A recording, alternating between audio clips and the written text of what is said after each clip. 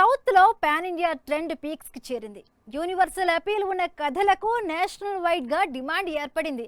దీంతో హీరోలంతా ఇతర భాషల్లోనూ మార్కెట్ విస్తరించుకోవడానికి ట్రై చేస్తున్నారు. ఇప్పుడు ఇదే ఫార్ములాని తన కెరీర్ కి అప్లై చేస్తున్నాడు శివకార్తికేయన్.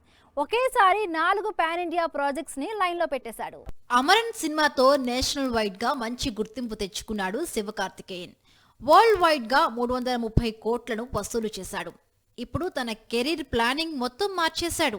ఒకేసారి 3 పాన్ ఇండియా ప్రాజెక్ట్స్ ని లైన్ లో పెట్టాడు. సుధా కొంగర డైరెక్షన్ లో పరాశక్తి అనే సినిమా చేస్తున్నాడు శివకార్తికేయన్. షూటింగ్ దశలో ఉన్న ఈ సినిమా సౌత్ తో పాటు నార్త్ లో రిలీజ్ కానుంది.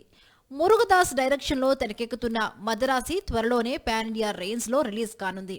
తాజాగా 2018తో హిట్ కొట్టిన జూడ్ ఆంథనీ జోసెఫ్ డైరెక్షన్ లో మరొక పాన్ ఇండియా మూవీ చేయడానికి ఓకే చెప్పాడు. ఏజిఎస్ ఎంటర్టైన్మెంట్స్ దీన్ని నిర్మించనుంది. అల్లు అర్జున్ తో ఓ మల్టీ స్టారర్ మూవీ ప్లాన్ చేశాడు అట్లీ. ఇందులో ఓ హీరోగా శివకార్తికేయన్ నటించబోతున్నట్లు తెలుస్తోంది. మొత్తానికి అమరన్ ఇచ్చిన సక్సెస్ తో పాన్ ఇండియా స్టార్ గా మారిపోతున్నాడు శివకార్తికేయన్. చేతిలో ఉన్న సినిమాలు హిట్ అయితే తన క్రేజ్ నేషనల్ వైడ్ గా ఎక్స్పాండ్ అయ్యే ఛాన్స్ ఉంది.